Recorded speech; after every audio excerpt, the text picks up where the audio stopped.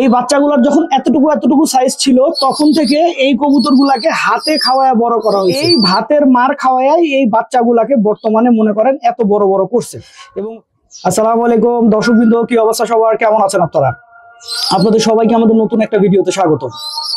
তো দর্শকবৃন্দ, আপনারা এখন যেই বাচ্চা কবুতরগুলো আমার সামনে দেখতেছেন, এই কবুতরগুলা কিন্তু আপনার কবুতর বড় করে নাই। এই বাচ্চাগুলা মনে করেন ফুটার পরেই এদের যে বাবা মা ছিল, বাবা মাকে আসলে বিড়ালে খেয়ে ফেলার পরে এই বাচ্চাগুলোর যখন এতটুকু সাইজ ছিল তখন থেকে এই কবুতরগুলাকে হাতে খাওয়ায় বড় করা হয়েছে। এবং মাশাআল্লাহ একটার গ্রোথ দেখার মতো। এই যে আমি ধরতেছি, অনেক ওয়েট,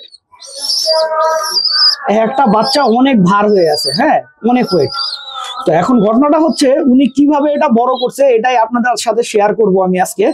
সেটা হচ্ছে উনি প্রত্যেকদিন, এই যে খাবারটা এখন শেষ দেখছেন, এই যে খাবার উনি প্রত্যেকদিন করতো কি, চালের গুঁড়া, তারপরে হচ্ছে আপনার আটা, তারপরে সুজি, তার সাথে একটু হলুদ আর হচ্ছে একটু লবণ দিয়ে জাল করে ফুটায়া এই পাইপ দিয়ে এইভাবে প্রত্যেকদিন খাওয়াই দিত, সাথে আবার ভাতের মার দিত।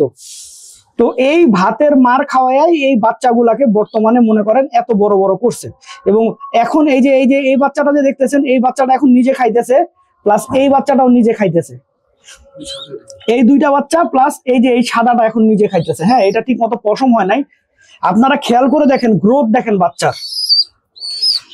তো আমি আসলে এটা দেখে খুব অবাক হইলাম যে এভাবেও বাচ্চা বড় করা সম্ভব, এটা আমার কোনো ধারণার মধ্যেই ছিল না। আর এই ক্ষেত্রে সবচাইতে যেটা জরুরি বিষয় সেটা হচ্ছে এটা কিন্তু যেটা উনি যে জিনিসটা খাওয়াইছে এটা অবশ্যই জাল করে খাওয়াতে হবে। এটা যদি জাল না করে খাওয়ান তাহলে কিন্তু কখনোই ওই খাবারটা ও হজম করতে পারবে না।